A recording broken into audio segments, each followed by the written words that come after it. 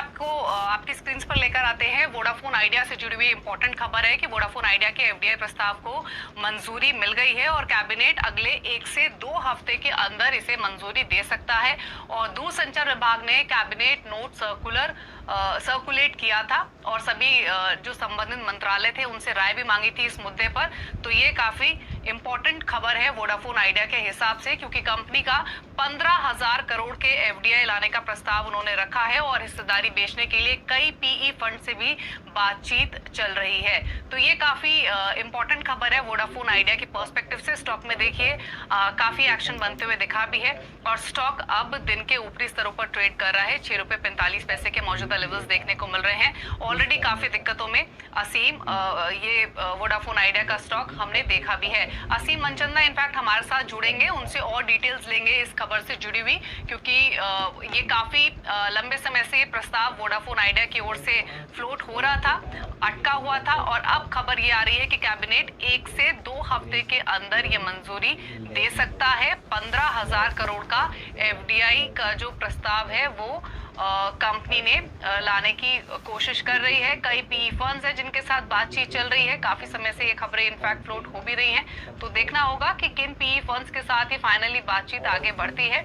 लेकिन इम्पोर्टेंट ये है कि एफडीआई प्रस्ताव जो है 15,000 करोड़ का, उसको कैबिनेट की ओर से जल्द ही अप्रूवल मिल सकता है। बाय द टाइम असीम हमारे साथ मौजूद रहेंगे, स्टॉक पर एक व्यू ले लेते हैं क्योंकि स्टॉक में एक्शन बनते हुए दिखा है। असीम हमारे साथ मौजूद है। असीम, वोडाफोन आइडिया, अब क्या खबरें आ रही हैं एफडीआई प्रस्ताव से जुड़ी हुई?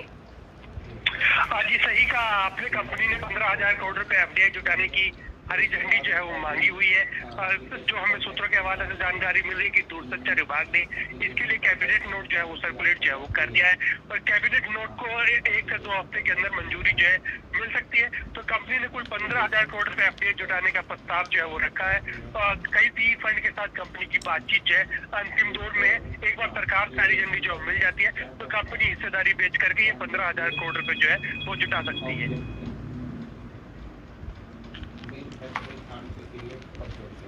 तो क्या ये मान के चला जाए, क्योंकि काफी समय से कंपनी की कोशिश थी ये प्रस्ताव लेकर आने की और खबरें ये भी थी जैसे कि आपने भी मेंशन किया कि कई पीई फंड से बातचीत हो रही है, तो अब क्या ये मानना चाहिए कि फाइनली ये पूरा एफडीआई जो प्रोसेस है वो आगे बढ़ता हुआ दिखेगा 1 से 2 वीक के बाद कैबिनेट अप्रूवल के साथ?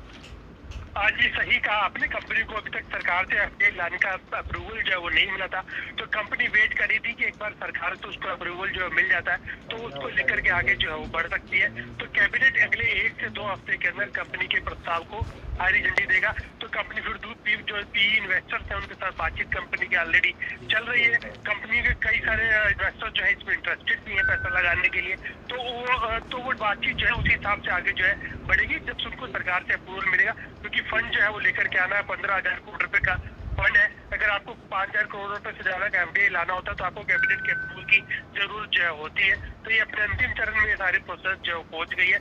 अगले 1 हफ्ते या 2 हफ्ते के अंदर अंदर ये कैबिनेट से अप्रूवल जो है कंपनी को मिल सकता है।